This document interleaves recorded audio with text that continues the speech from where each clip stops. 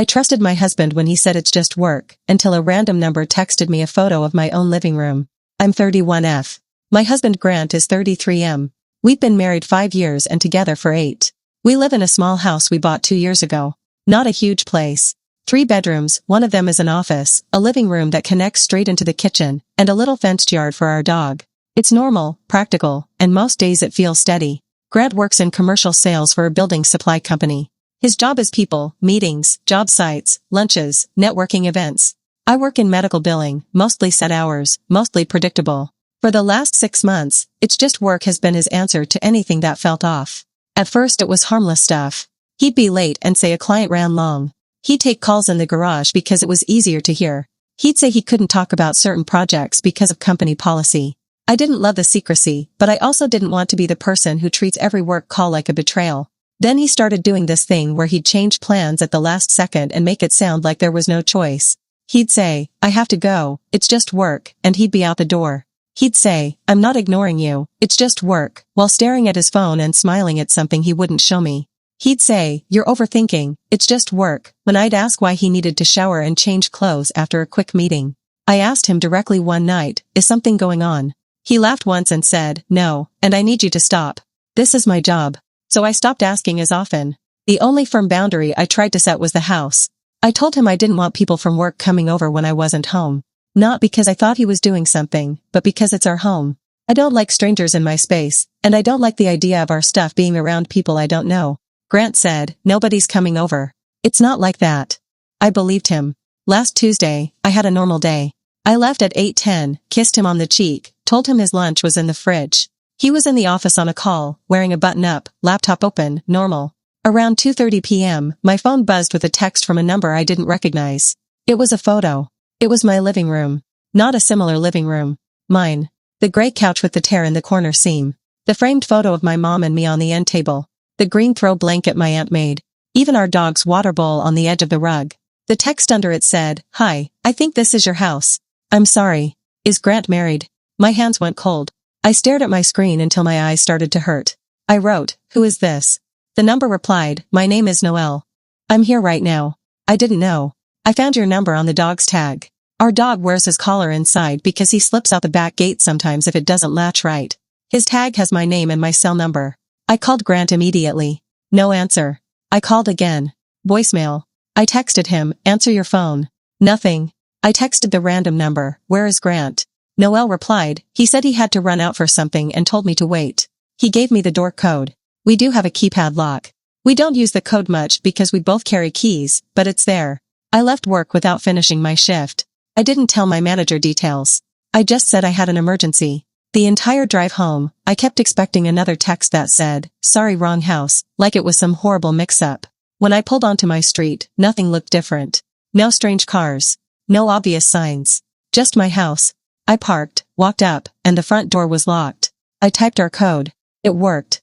The second I stepped inside, I heard my dog's nails on the floor and then I heard a woman's voice from the living room. I'm sorry, she said before I even saw her. I'm so sorry. Noelle stood up from my couch like she'd been sitting on the edge, ready to bolt. She was probably mid-20s. Work clothes, tote bag, phone in her hand. She looked like she hadn't eaten all day. I didn't yell. I didn't ask her to explain her whole life. I asked one thing.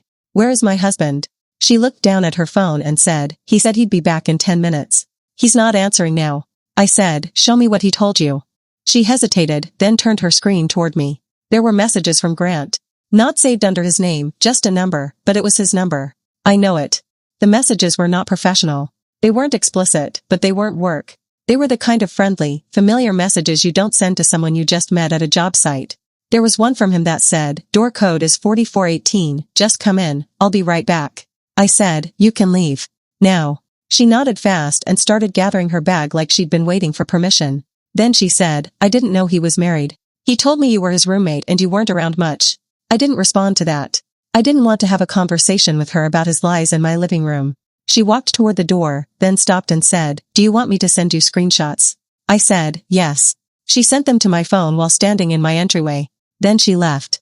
The second the door shut, I locked it, then I changed the keypad code. I did it with shaking hands. I checked the house.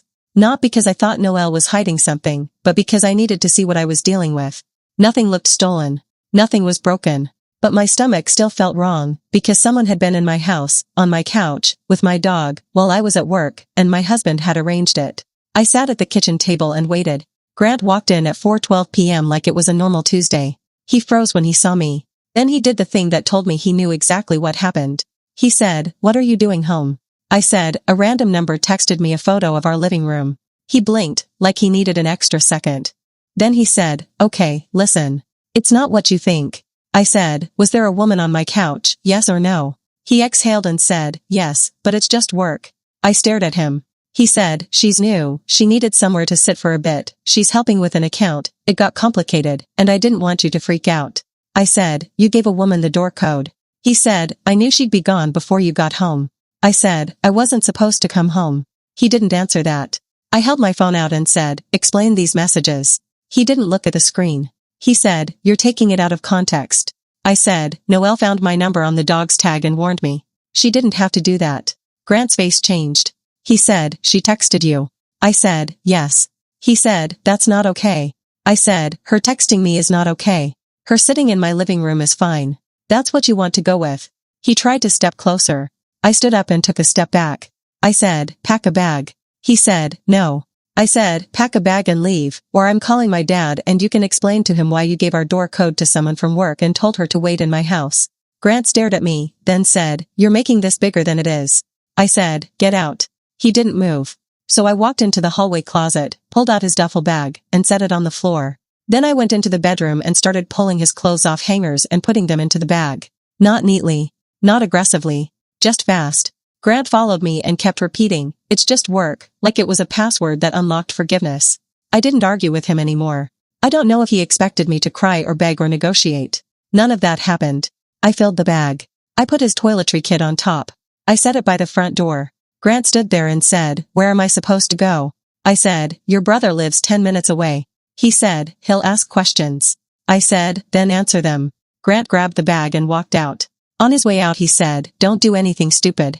I said, "Don't come back without texting first." After he left, I did 3 things. I changed every password I could think of that he might know. I moved half the money out of our joint account into my personal savings account, enough to cover the mortgage and bills if he tried something. And I texted Noelle one more time, "Did you think he lived here alone?" She replied, "He told me he had a roommate who doesn't like people, so I shouldn't stay long." Then I saw the photos on the wall and realized. I didn't respond after that. That night I slept with my phone on my pillow because I didn't trust him not to show up and try to talk his way back in. I didn't feel scared of him physically. I felt like he'd keep pushing until he got the outcome he wanted. Update, 9 hours later. Grant started calling at 6:03 a.m. He called 3 times, then texted, "We need to talk before you do something you can't take back." I didn't respond. At 7:10 a.m. he texted, "You're really going to throw away our marriage over a coworker sitting on a couch?" I didn't respond. At 7:45 a.m. he texted, "I'll come by after work to explain." I texted back one line, "Do not come to the house without my permission." He replied, "It's my house too." I didn't argue through text. I called a locksmith as soon as they opened. I didn't tell the locksmith my life story. I said I needed the locks rekeyed today. They gave me an afternoon window. Then I called my best friend Alina and asked if she could be at my house when the locksmith came. She said yes, no questions. Around 10 a.m., Noelle texted again. She said, "He's calling me nonstop. I'm sorry. I didn't know." I texted, "Did he tell you he was married?" Noelle replied, "No. He told me he was separated and still living with a roommate because it was easier financially." Then she sent one more screenshot that she hadn't sent yesterday. It was Grant's message to her from the week before, "Can't do dinner tonight, wife is home." Not roommate. Wife. I stared at that screenshot until my eyes went blurry. I forwarded it to myself and saved it in a folder with the rest. At noon, Grant texted, "Stop talking to her." I replied, "Stop giving strangers my door code." At 2:30 p.m., Grant showed up anyway. I saw his car through the front window. I didn't open the door. He knocked, then he called my phone while standing on my porch. I answered and said, "Leave." He said, "Open the door." "This is ridiculous." I said, "Leave." He said, "I'm not leaving until you talk to me." I said, "If you don't leave in 2 minutes, I'm calling the police and telling them you won't leave my property." He went quiet. Then he said, "So you're going to make me a criminal?" I said, "Leave." He left. When Alina got there, I showed her the screenshot about wife is home.